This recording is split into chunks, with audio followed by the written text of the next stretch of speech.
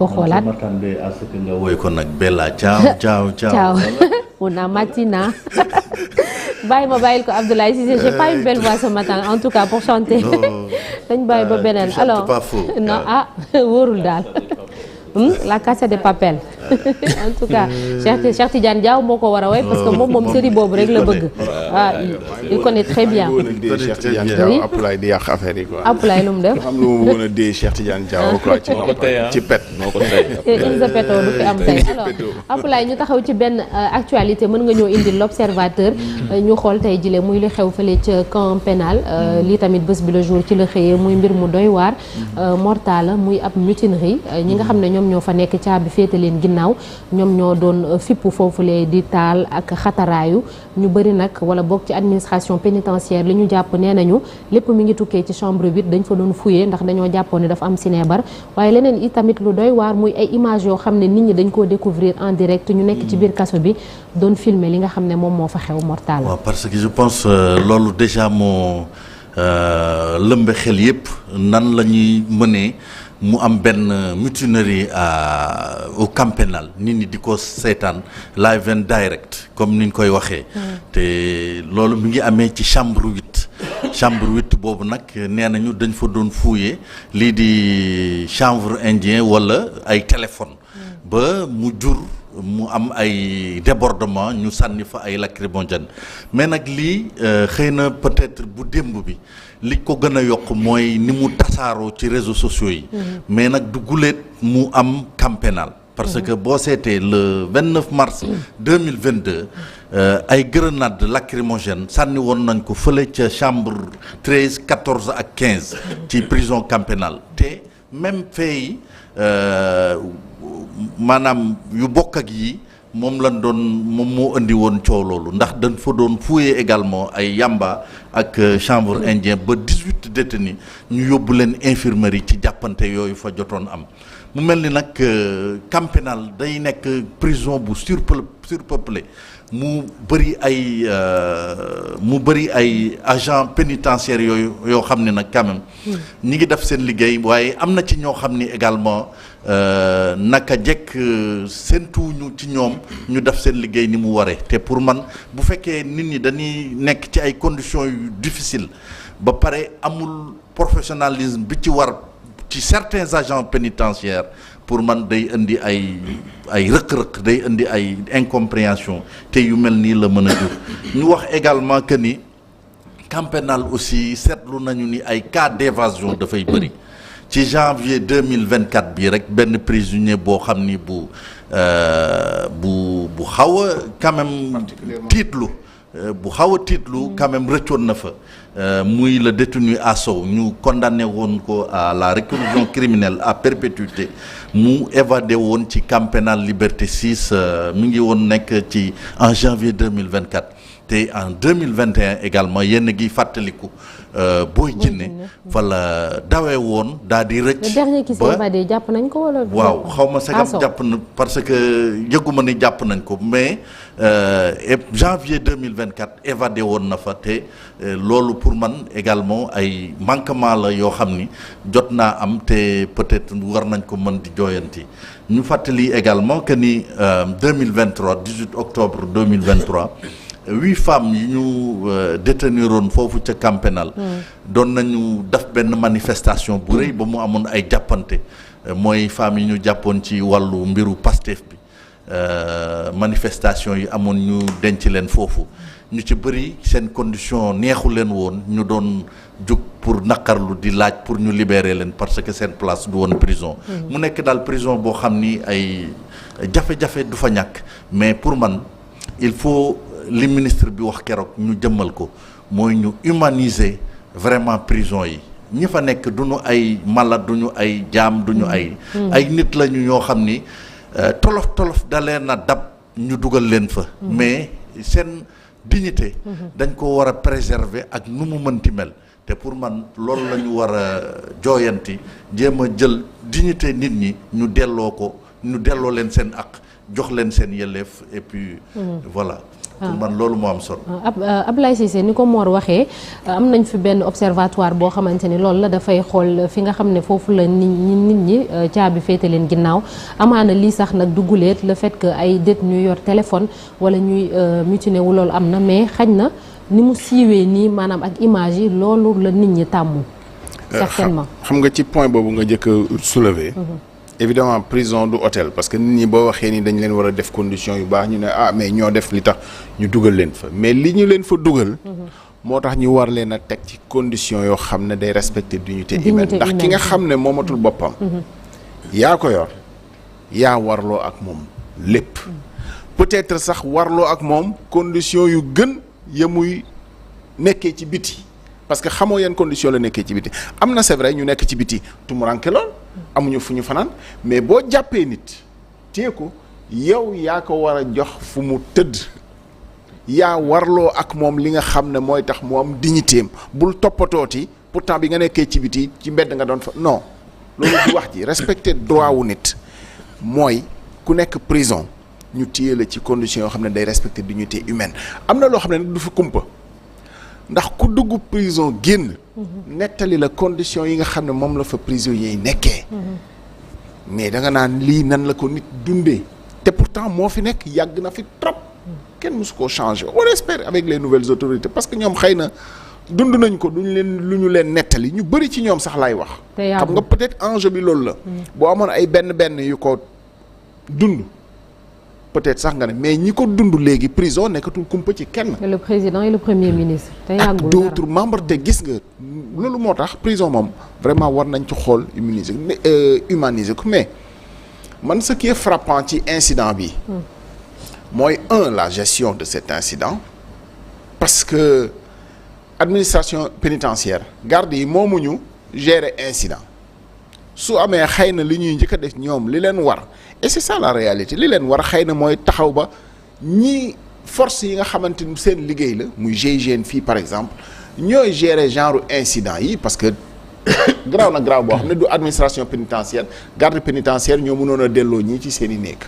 on dit même que le ministre a dû se déplacer pour faire une négociation affaire yi door a calmer wu mais on n'a pas vu par exemple des forces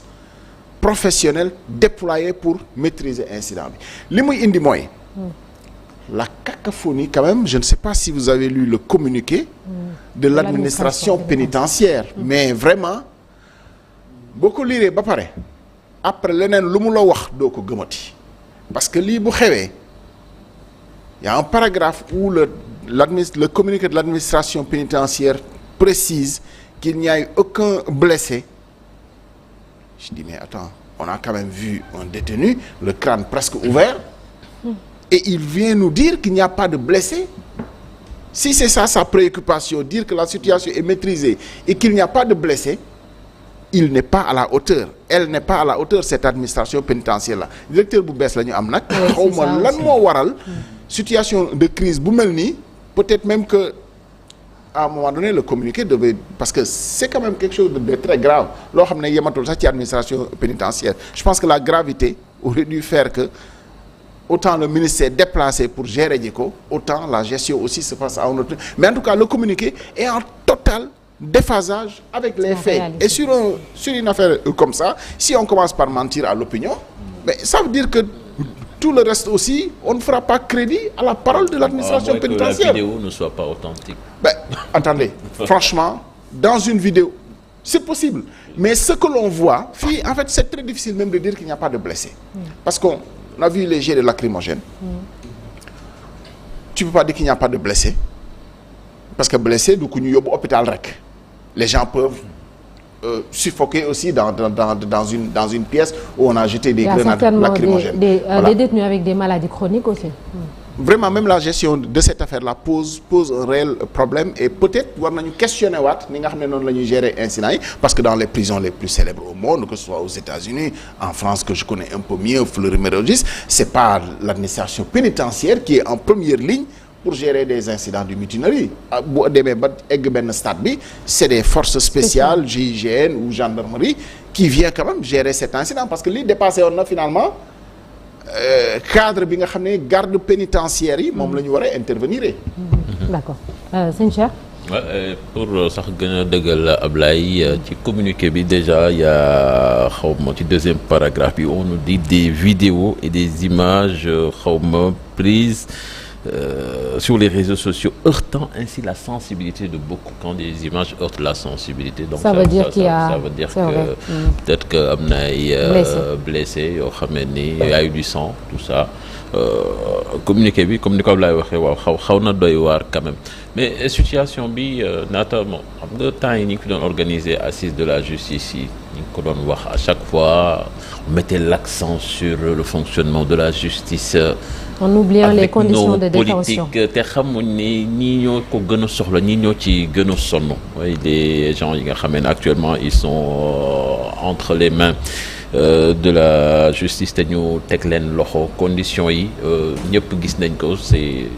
dafa métti ni ñu leen maîtriser aussi bon je sais pas ndax c'est légal ou pas, mais wax dëgg fa yàlla ni ko Ablaye waxee tamit grenade lacrymogène et tout ça peut créer des problèmes de santé yoo xam ne ni am na duñ ku nekk moom moo ko mën a supporter te loolu mën na leen jural ay jafe-jafe bon mais entre tout li ci gën a garaaw mooy cette affaire de téléphone bi ñu ko filmé. Je pense que le problème il est là. Je pense que sax moom ñoom communiqué bi soo ko liiree fa lay gën a appesantir lan moo tax image yi génn te enquête bi ñu wax ni la ñuy tijji c'est pour traquer ceux qui ont fait fuiter ces images là déjà. Ceux qui ont filmé ak ni mu génnee mais comment est-ce que ay détenus di yor téléphone mais c'est ça le problème. Téléphone yi doxuñu fekk ci leen foofu dafa am ñu ko fa dugal. Naka la ñu dugalee téléphone yi téléphone su fa dugalee fekk dafa am ku leen dimbale dafa am ñu leen dimbale te beneen bi aussi nee nañ lan lañ doon wër yamba bi tamit su fa duggee dafa am ñu ko fa dugal dafa am ay complicité bon te je me dis que nag cette situation nag du lu bees xam naa ne yàgg na fi te c'est pas aussi une spécificité sénégalaise. Non du tout loolu moom je pense c'est partout dans le monde même cinéma un film yi soo koy seetaan ñëpp xam nañ c'est de la fiction mais aussi réalité la une grosse partie de la réalité. Comment ça se passe dans les prisons li fa affaire yi di duggee il y a la complicité de l'administration souvent derrière ak les matons et tout ça mais loolu yëpp il faut nan lañ koy waxeeti il faut enquêter parce que c'est beaucoup plus dangereux. Imagine suñ demee loolu nag ba ay armes aussi commencé di dugg mën na andi ay jafe-jafe ak de l'insécurité même au sein de la prison et ça c'est extrêmement grave. Mais daal sonn naata nañu xam ne prison la pour ñu fàttali ba yàggu fi am na ay détenus yu ñu fi doon filmer téléphone des détenus politiques comme ni ñu koy waxee mais biñ leen doon filmer ça ne choquait pas les gens mais loolu nag moom moo dem ba jur lii parce que ñooñu ay prisonniers la dañ leen doon wane ñu toog ñu filmer leen nii après lañ doon wax bon dañ ubbi enquête xool naka la téléphone yu duggee mais tey jii nag téléphone yooyu toog nañ ci biir kaso ba filmer lu gën a garaaw. ay scènes de violence. filmer ay scènes de violence yoo xamante ni ça va faire le tour du monde. Journalistes yi xam naa ne heure bu ñu amatee papier bu ñu illustrer prison yi la ñuy jël. et ça c'est extrêmement grave warul demee nii. mooy wane ni daal war nañ ci jóg te comme ni ngeen ko waxee les prisonniers c'est des citoyens war nañu leen téye ci anam yu mu gën a rafetee. je pense que loolu mooy yokkaat. prison yi jéem a décongestionner ak aussi bàyyi ñi nga xamee ni dañ leen di bàyyi ñi nga xamee ni dañ leen di seetaan foofu duñu leen juger ñu fay jàgg di fa dajaloo je pense que loolu moom mooy andi situation yi parce que à la base de tout ça c'est des conditions de détention extrêmement difficiles quand même. Maïmouna gis nga image n'est-ce pas. gis naa image yi soxna Naata comme Cheikh Tidiane ni mu ko waxee ci biir communiqué bi man li ma ci gën a soxal mooy ñoom ñi ngi rappeler ni prison bi boo fa nekkee dafa am ay chartes ay règles yoo xam da nga cee war a tënku diir ba nga fay nekk. comme loolu am na ci ñoom itam war nañu xoolaat seen taxawaay bu baax ndax téléphone lu mel ni téléphone sinébar itam bu fa duggee tamit du dañ ko glisser rek amaana mu dugg pour man vigilance bi dafa war a gën a am solo ñu gën a xool tamit conditions yi parce que image yi ñu gis bu fekkee ni lu nekk la loo xam ni dëgg la garaaw na parce que nit ñi gis nga leen ñu dankaloo muy wane réalité prison yi nga xam ne daan nañ ko wax daan nañ ci wax def ay gëstu ñu ne dañoo am yéene soppi ko mu mel ni daal autorités yi ñu fi teg dafa mel ni am na liggéey bu leen di xaar. Merci beaucoup Maïmouna ci loolu kon administration pénitentiaire wax na enquête bi donc on attend de voir la suite ou bien les conclusions de cette enquête.